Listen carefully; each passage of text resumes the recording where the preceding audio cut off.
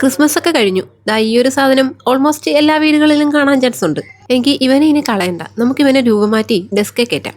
By the Y, എല്ലാവരുടെയും Christmas ഒക്കെ എങ്ങനെ ഉണ്ടായിരുന്നെന്ന് ഒന്ന് കമന്റ് ചെയ്യണം കേട്ടോ. എനിക്ക് വളരെ അത്ഭുതം തോന്നിയിട്ടുള്ള കുറച്ച് ഐറ്റംസിൽ ഒരു ഐറ്റമാണ് കേട്ടോ ഈ പ്ലം കേക്ക് എന്ന് പറയുന്നത്.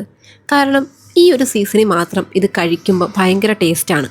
മറ്റുള്ള ടൈമിൽ ഈ ഒരു സാധനം അങ്ങനെയൊന്നും കാണാറുമില്ല. എങ്കിലോ ഇത് ഇഷ്ടപ്പെടുന്നവരെ പോലെ തന്നെ ഇത് ഇഷ്ടമല്ലാത്ത ആളുകളും ഉണ്ട്. എൻ്റെ വീട്ടിലും ഉണ്ട് അങ്ങനെ ഒരാൾ. പ്ലം കേക്ക് ഇഷ്ടമല്ല.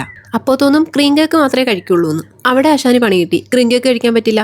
സാധാരണ എല്ലാവർക്കും തലയ്ക്ക് പിടിക്കാൻ മദ്യമോ കഞ്ചാവോ വേണമെങ്കിൽ ഇവന് കുറച്ച് ക്രീം കേക്ക് കൊടുത്താൽ മതി, എവിടെയെങ്കിലും അടിച്ചെറിയും കിടന്നോളും. ഈ ഒരു അസുഖമുള്ള ആരെങ്കിലും നിങ്ങളുടെ പരിചയത്തിലുണ്ടെങ്കിൽ ഒന്ന് പറയണം കേട്ടോ. എൻ്റെ പരിചയത്തിൽ ഇവൻ മാത്രമേ ഉള്ളൂ. ആൾ വേറെ ആരുമല്ല, എൻ്റെ സ്വന്തം ബ്രദറാണ്.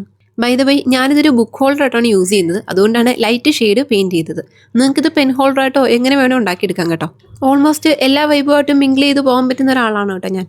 കുഞ്ഞ്, പിന്നെ ക്രോഷേ, ഇതേപോലെയുള്ള യൂട്യൂബ് ചാനൽ, ക്രാഫ്റ്റ്, ഇതിൻ്റെ എല്ലാത്തിൻ്റെയും കൂടെ ഇതേപോലെ വായിക്കുന്ന സ്വഭാവം എനിക്കുണ്ട്. പറ്റുമ്പോഴൊക്കെ വായിക്കാൻ ശ്രമിക്കും. എല്ലാ ബുക്കും ഇട്ട് വയ്ക്കാൻ പറ്റിയില്ലെങ്കിലും റീസെൻ്റ്ലി ഞാനിപ്പോൾ വായിച്ചുകൊണ്ടിരിക്കുന്ന 2 ബുക്സ് എനിക്ക് വയ്ക്കാൻ പറ്റി. MTയുടെ ഈ 2 ബുക്ക് നിങ്ങൾ വായിച്ചിട്ടുണ്ടെങ്കിൽ ഒന്ന് കമൻറ്റ് ചെയ്യണം കേട്ടോ. പിന്നെ നമ്മുടെ ഈ ഒരു എസ്തെറ്റിക് ലുക്കിലുള്ള ബുക്ക് ഹോൾഡർ ഇഷ്ടപ്പെട്ടിട്ടുണ്ടെങ്കിൽ ഒന്ന് ലൈക്ക് ചെയ്യുക, കമൻറ്റ് ചെയ്യുക. എല്ലാവരും ഒന്ന് ട്രൈ ചെയ്ത് നോക്കുക. ബായ്.